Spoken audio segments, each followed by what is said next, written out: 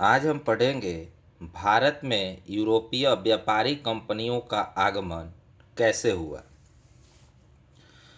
17 मई 1498 ईस्वी में Vasco D gamma ने भारत के पश्चिमी तट पर स्थित कालीकट बंदरगाह पहुंचकर भारत एवं यूरोप के बीच नए समुद्री मार्ग की खोज की। यानी वास्को डी गामा जो थे वो 17 मई 1498 ईस्वी को कालीकट पहुँचे। कालीकट कहाँ है? केरल में है। और इन्होंने भारत और यूरोप के बीच पहले समुद्री मार्ग की खोज की।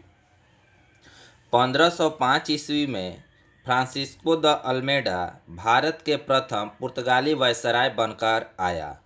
यानी फ्रांसिस्को द अल्मेडा जो है वो 1505 ईस्वी में पहला पुर्तगाली वायसराय बनकर भारत आया था। 1509 ईस्वी में अल्फांसो द अल्बुकर्क भारत में पुर्तगालियों का वायसराय बना। उसने 1510 ईस्वी में बीजापुर के यूसुफ आदिल शाह से गोवा को जीता। यानी अल्फांसो द अल्बुकर्क जो रहा वो 1509 ईस्वी में भारत में पुर्तगालियों का वायसराय बना और 1510 ईस्वी में उसने यूसुफ आदिल शाह से गोवा को जीत लिया। पुर्तगालियों ने अपनी पहली व्यापारी कोठी जो थी वो कोचीन में खोली थी। यानी पुर्तगालियों ने पहली व्यापारी कोठी कहाँ खोली थी? कोचीन में खोली थी। दक्षिण पूर्वी तट पर पुर्तगालियों की एकमात्र बस्ती सन थोमे थी। यानी दक्षिण पूर्वी तट पर पुर्तगालियों की एकमात्र जो बस्ती कहाँ था? सन थोमे थी। पुर्तगालियों के बाद भारत में डच लोग आए। पहला डच यात्री कार्नेलियन हाउटमैन था जो 1596 ईस्वी में भारत के पूर्व सुमात्रा पहुंचा था। डचों ने भारत में अपनी प्रथम व्यापारी कोठी फैक्ट्री 1505 ईस्वी में मसूलीपट्टनम में स्थापित की। डचों की दूसरी व्यापारी कोठी जो थी वो पुलिकट में स्थापित हुई, जहां उन्होंने अपने स्वर्ण सिक्के यानी पैगोडा को ढाला और पुलिकट को ही समस्त गतिविधियों का केंद्र बनाया। डचों ने भारत में प्रथम बार औद्योगिक वेतनभोगी रखे। यानी उद्योग में काम करने वाले को वेतन दिया जाता था। डचों का भारत में अंतिम रूप से पतन 1759 ईस्वी में अंग्रेजों एवं डचों के मध्य हुआ। भारत में जो डचों का अंतिम रूप से जो पतन हुआ कब हुआ? 1759 ईस्वी में हुआ। अंग्रेज और डचों के बीच जो युद्ध हुआ था उस युद्ध का नाम था बेदरा युद्ध।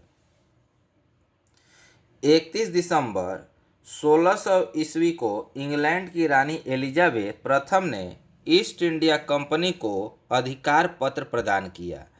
यानी ईस्ट इंडिया कंपनी को अधिकार पत्र प्राप्त कब हुए?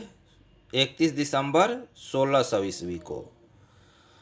प्रारंभ में ईस्ट इंडिया कंपनी में 217 साझेदार थे और पहला जो गवर्नर था वो टॉमस स्मिथ था।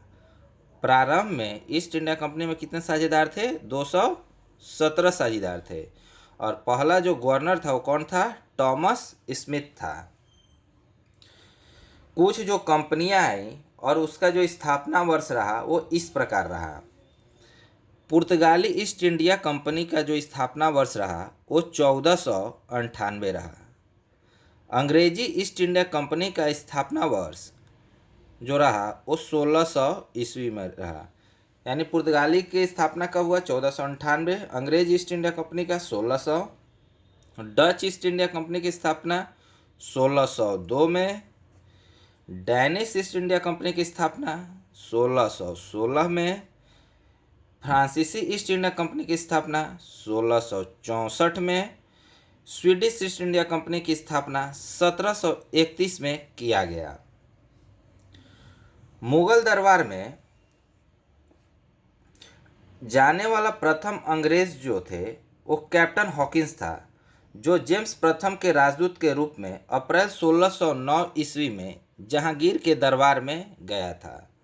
यानी मुगल दरबार में जाने वाला जो प्रथम अंग्रेज था वो कौन था? कैप्टन हॉकिंस था, जो जेम्स प्रथम का राजदूत था और 1609 ईस्वी में जहांगीर के दरबार में गया था।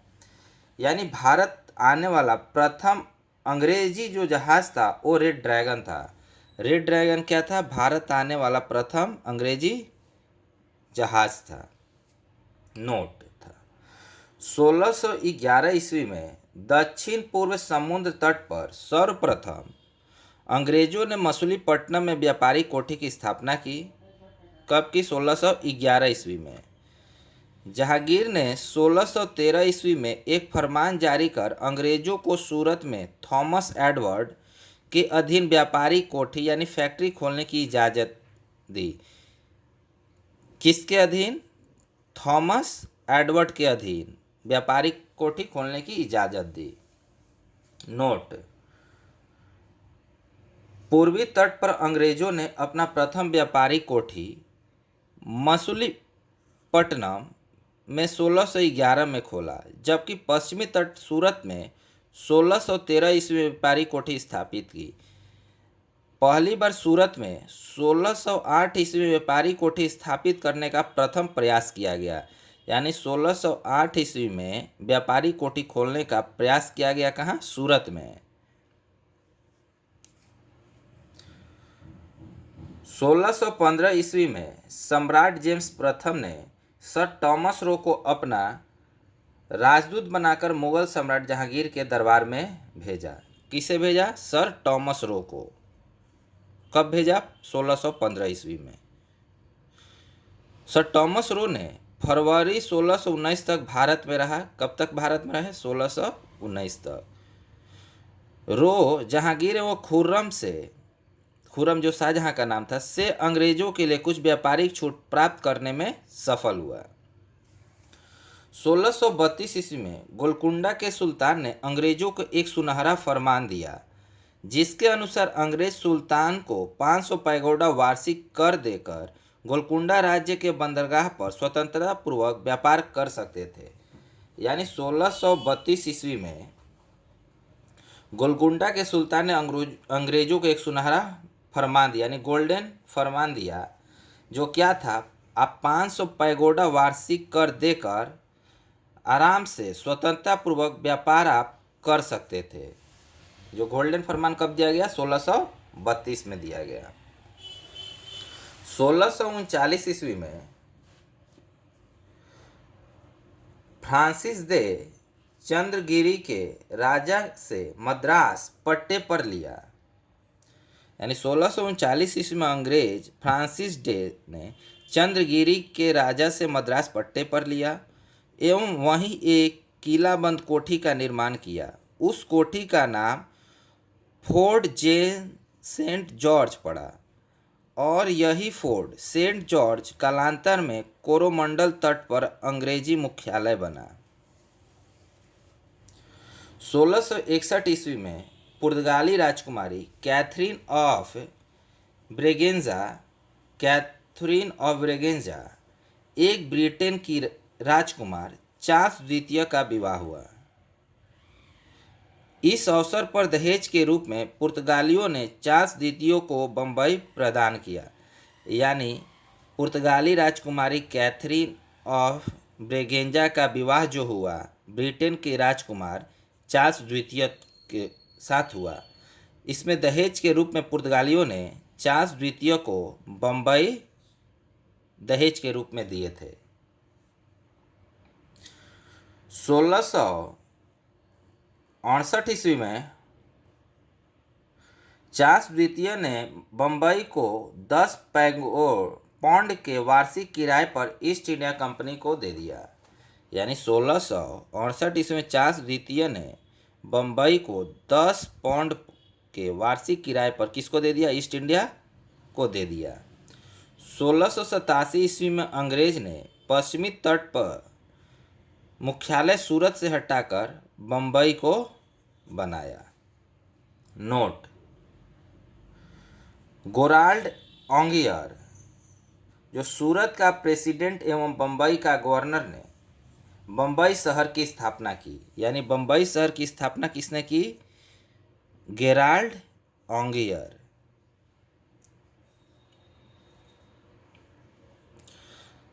बंगाल के शासक शाह शुजा ने सर्वप्रथम 1651 ईस्वी में अंग्रेजों को व्यापारिक छूट की अनुमति दी।